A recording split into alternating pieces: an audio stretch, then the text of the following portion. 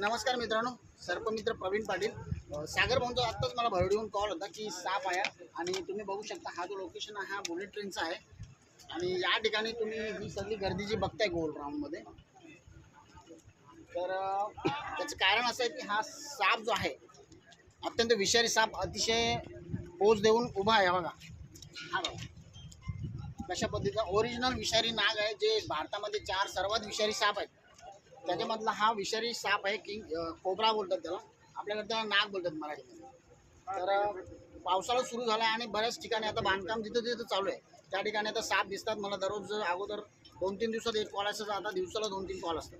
तर साप आहेत जे आता बाहेर निघतात आणि असं बांधकामाबद्दल त्यांचं आता हे पूर्ण नाहीसे होतं. तर हा आहे विषारी नाग, तो अतिशय प्रामाणिक एकदम व्यवस्थित उभा आहे.